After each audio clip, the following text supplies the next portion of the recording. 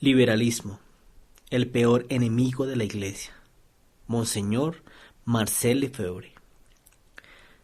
Dos corrientes se combaten al interior del catolicismo desde hace 2 siglos.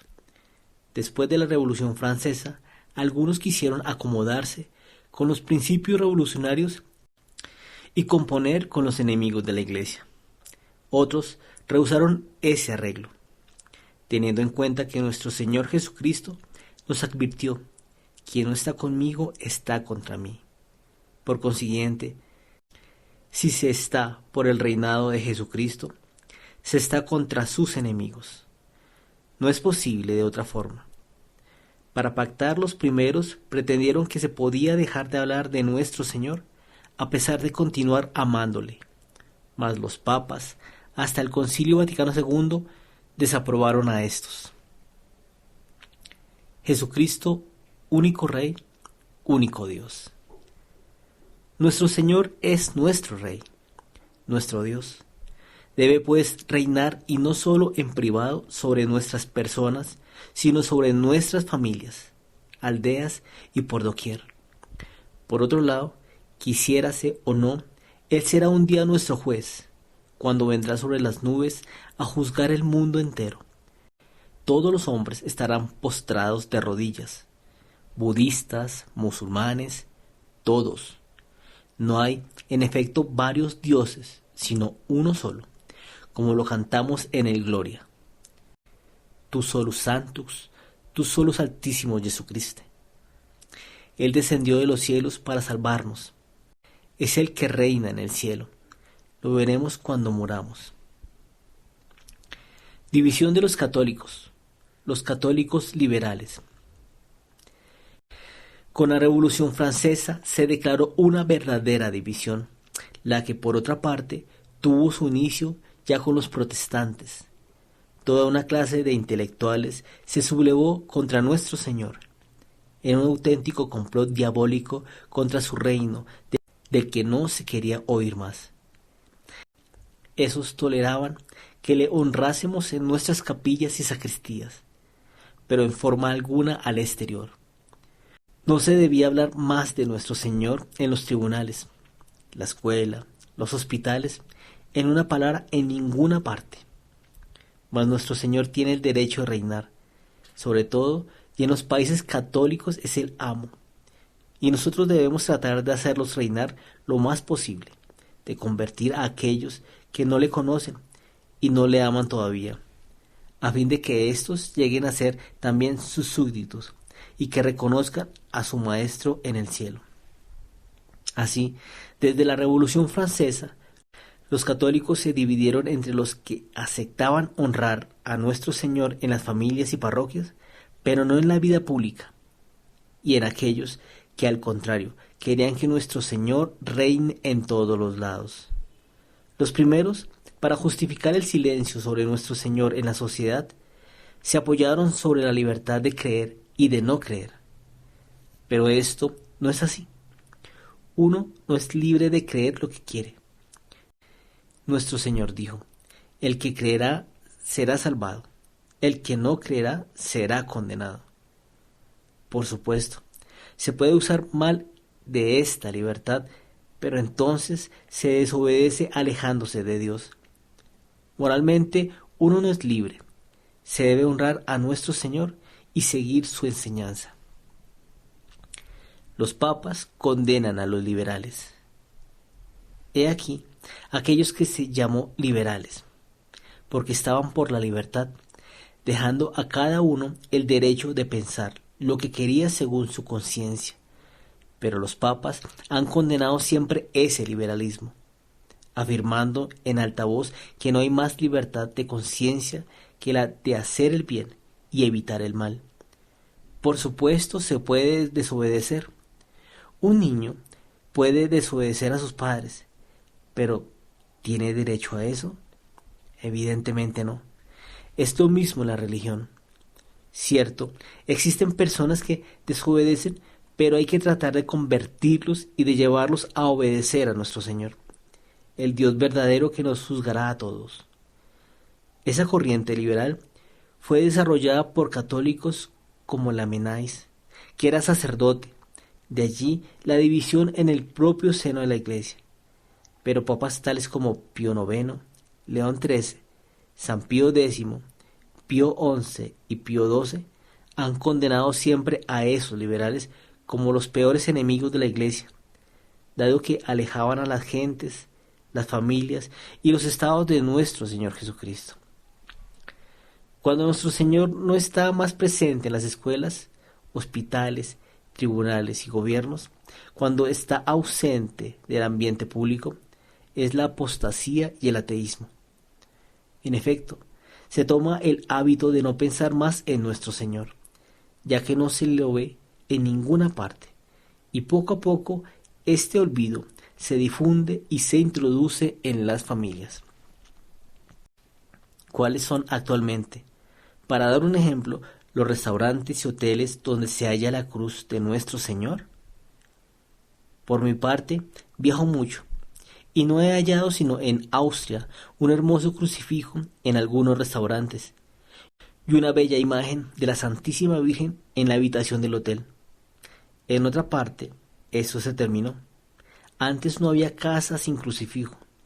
Hoy, hasta buenos católicos tienen miedo de colocar una en su casa, por temor de la reacción de aquellos que no aman la religión cristiana.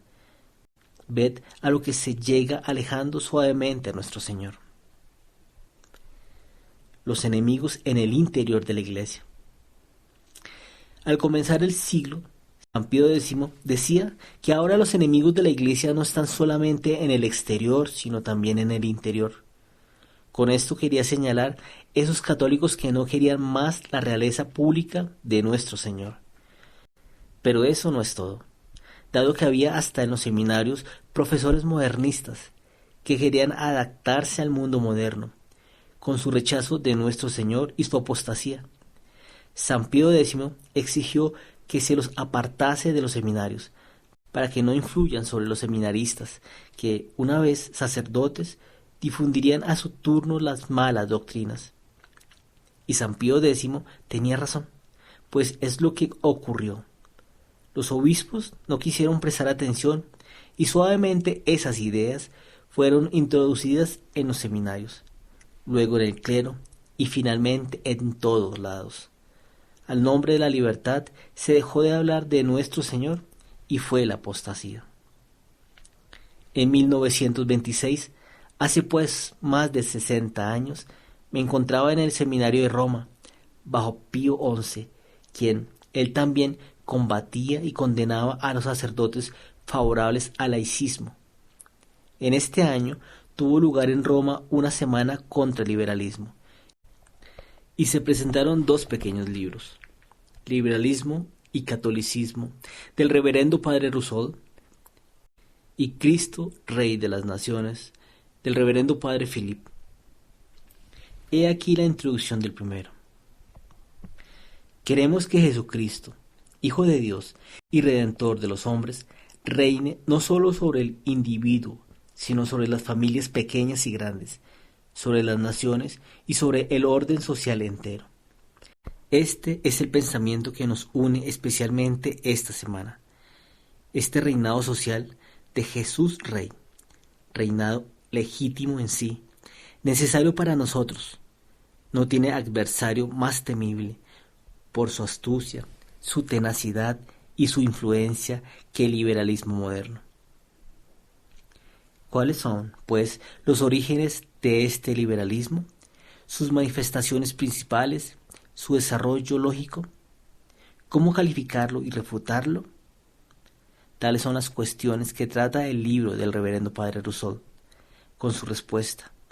Un libro muy interesante que damos a todos nuestros seminaristas para que estén al corriente de esos errores modernos. El liberalismo, el laicismo, la secularización y la ausencia de sumisión pública a nuestro Señor se han difundido a pesar de los papas, porque los obispos y los sacerdotes no los escucharon lo suficiente.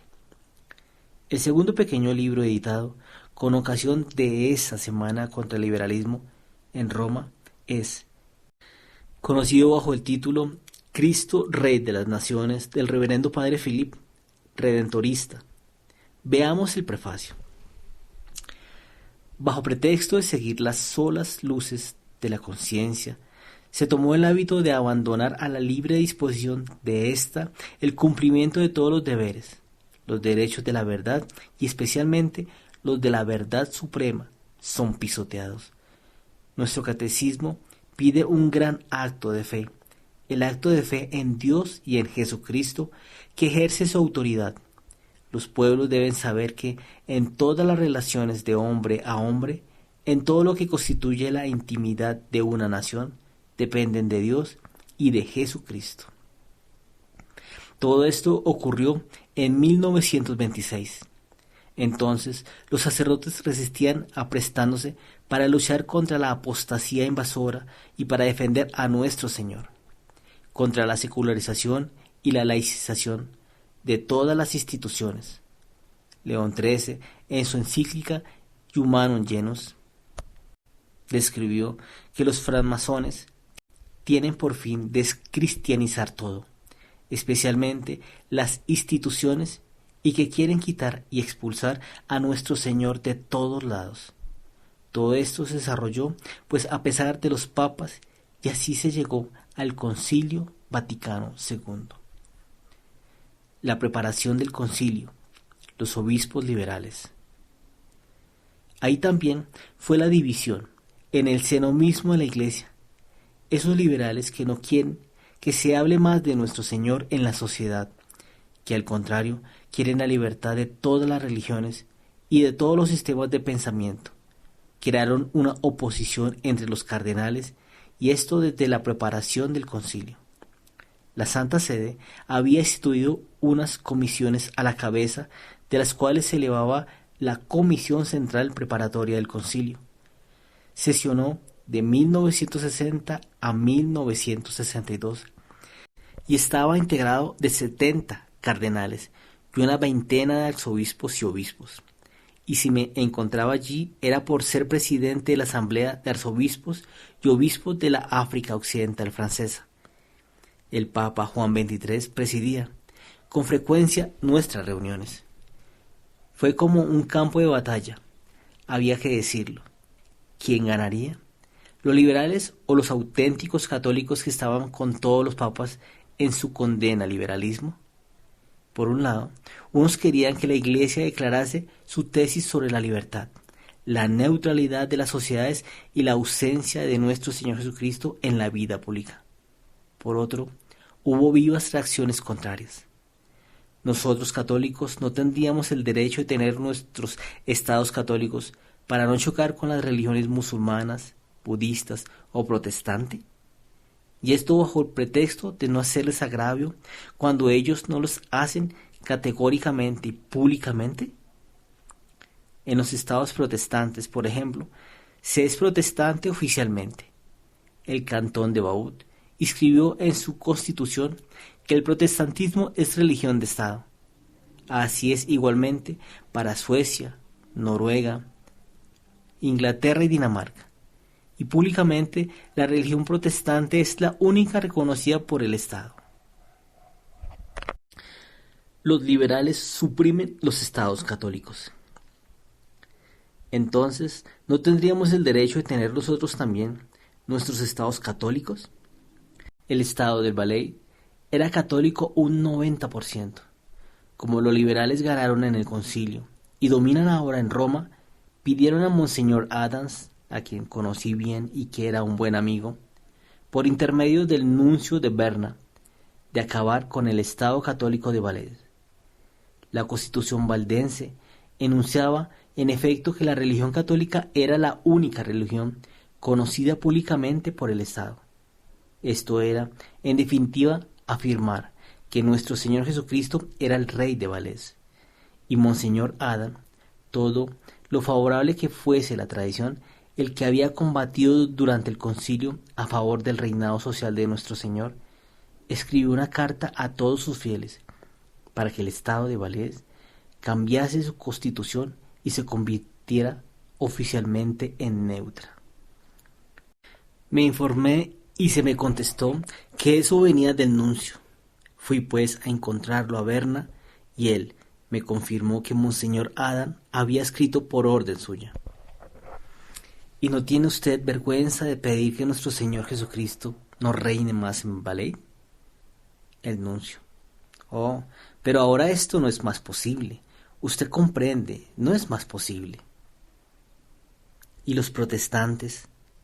Vaya usted, pedirles de dejar de reconocer su protestantismo como religión oficial en el cantón de Vaud o en Dinamarca.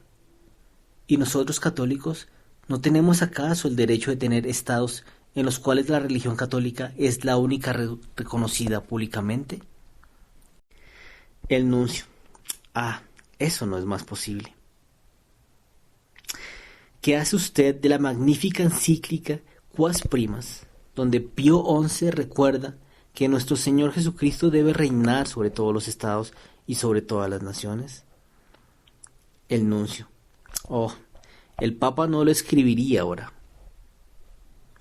A esto, como ejemplo, esta encíclica fue escrita en 1925 por Pío XI para recordar a todos los obispos la doctrina sobre el reinado social de nuestro Señor Jesucristo, y he aquí, ahora obispos hacen exactamente lo contrario.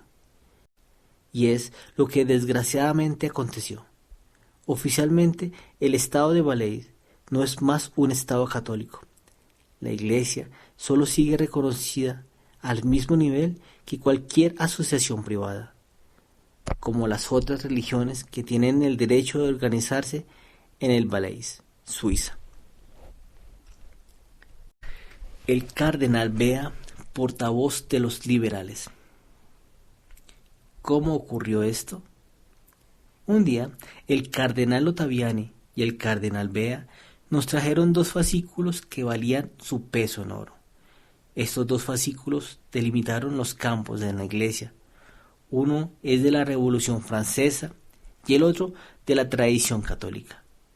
Uno es del cardenal Bea, liberal, el otro del cardenal Ottaviani, prefecto de la comisión. En su documento, el cardenal Ottaviani habla de la tolerancia religiosa. Es decir, si hay otras religiones en los estados católicos, se los tolera, pero no se les concede las mismas libertades que a la Iglesia.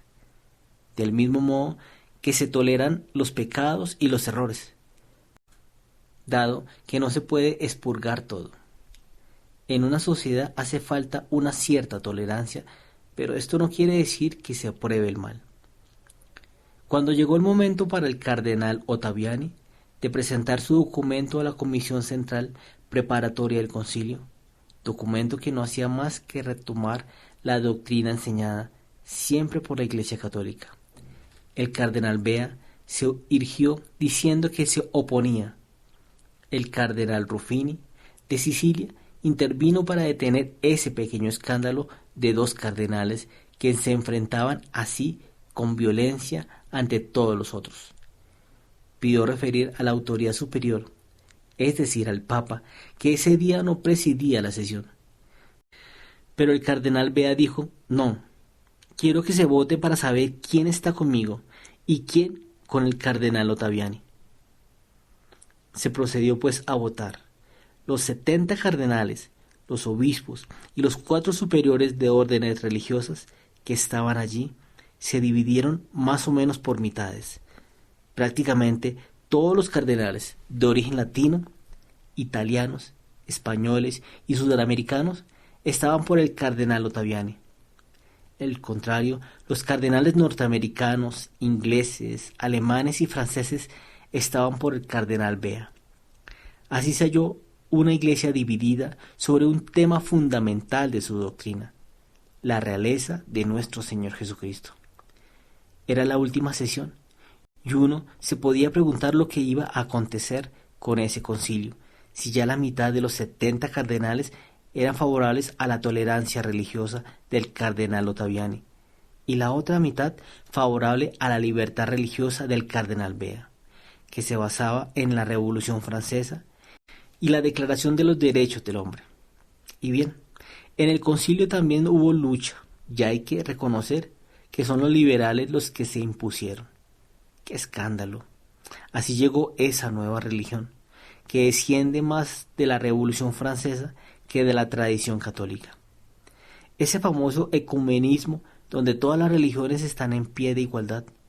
Ahora pues, pueden comprender la situación actual. Esta se deriva de los liberales en el concilio. Hubo, sin embargo, oposiciones violentas, pero como el Papa tomó parte prácticamente por la libertad, son los liberales que tomaron los puestos en Roma y los ocupan aún. Me opuse a esto con Monseñor Sigot, Monseñor de Castromayer y muchos otros miembros del concilio, porque no se puede admitir que nuestro Señor sea destronado. La Iglesia está fundada sobre el principio que exige la realeza de nuestro Señor, sobre la tierra del mismo modo que en el cielo. Hágase tu voluntad, así en la tierra como en el cielo.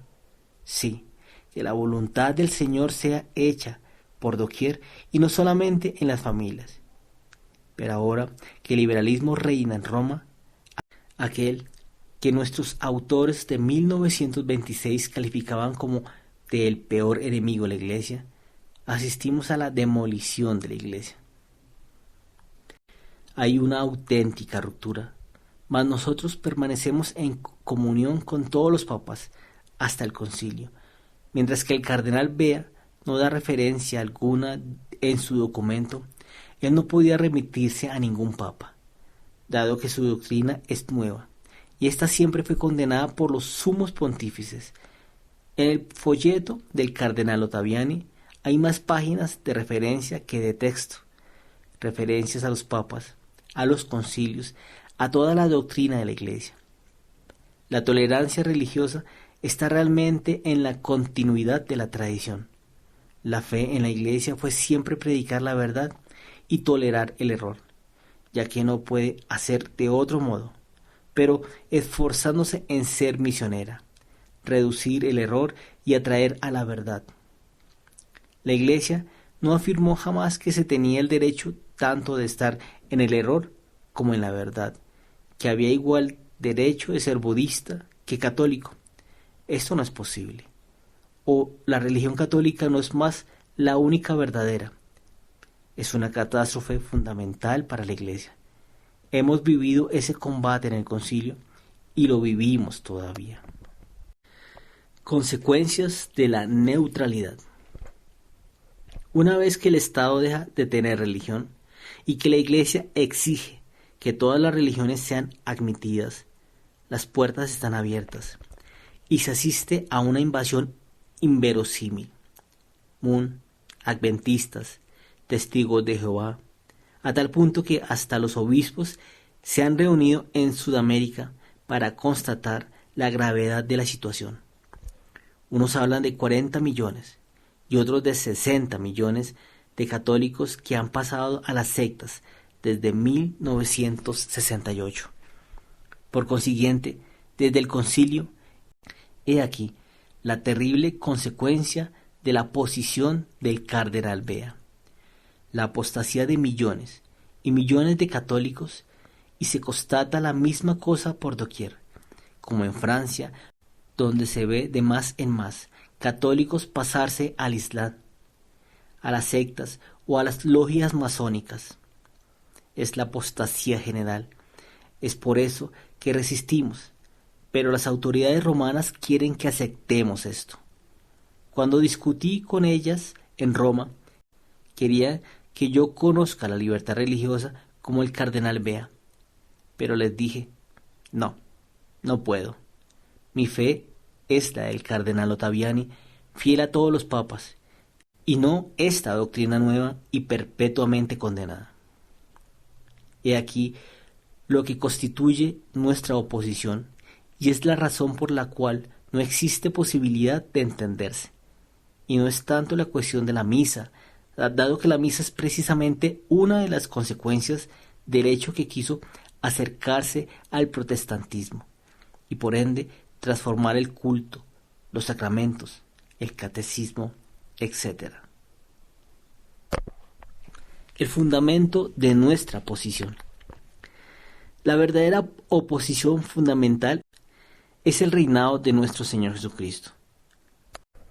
Oportet illum regnare, nos dice San Pablo. Ellos dicen, no, nosotros decimos sí, con todos los papas. Nuestro Señor no vino para estar escondido en el interior de las casas sin salir de estas, porque se han hecho masacrar los misioneros, para predicar que nuestro Señor Jesucristo es el único Dios verdadero, para decir a los paganos que se conviertan.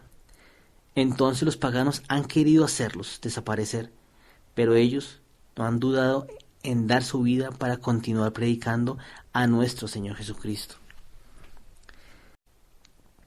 ¿Habrá que hacer ahora lo contrario? Decir a los paganos, vuestra religión es buena, conservadla, siempre que seáis buenos budistas, buenos musulmanes o buenos paganos. He aquí la razón de nuestra desinteligencia. Nosotros obedecemos a nuestro Señor, que dijo a los apóstoles, id a enseñar el Evangelio hasta los confines de la tierra. No hay que extrañarse que no lleguemos a entendernos con Roma.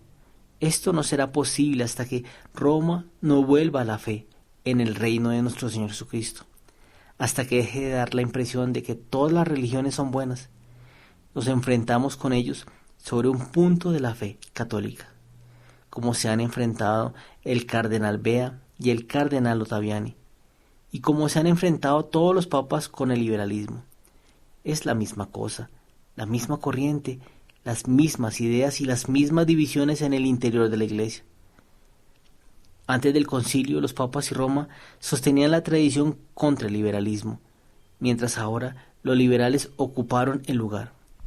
Evidentemente, estos están contra los tradicionalistas y por consiguiente somos perseguidos. Pero estamos tranquilos porque estamos en comunión con todos los papas de nuestro Señor y los apóstoles. Guardamos su fe y no vamos a pasarnos ahora a la fe revolucionaria en la Declaración de los Derechos del Hombre. No queremos ser hijos de 1789, sino hijos de nuestro Señor e hijos del Evangelio. Los representantes de la Iglesia Católica dicen, cada uno es libre y se puede colocar a todas las religiones juntas para rezar como en Asís. Eso es una abominación. El día en el que el Señor se enoje no será cosa de risa. Pues si nuestro Señor castigó a los judíos, como lo hizo, es porque éstos habían rehusado creer en Él. Anunció que Jerusalén sería destruida y lo fue, y el templo nunca reconstruido desde aquel entonces. Bien podría decir lo mismo ahora cuando todos sus pastores están contra Él, ya que no quieren creer más en su realeza universal. Hay que seguir apegado a la doctrina de la Iglesia. Permaneced apegados a nuestro Señor, que es todo para nosotros. Él es el amo, que nos juzgará como juzgará a todo el mundo. Luego hay que rezar para que su reino llegue, aun cuando se deba ser perseguido. Por más extraordinario que pueda parecer, he aquí la situación de hoy. No soy yo quien la inventé, porque me he hallado casi solo contra ese liberalismo al que son favorables la mayoría de los obispos hasta de Roma. Es un gran misterio. Siendo como antes, fiel a todo lo que han dicho los papas, uno se halla casi solo.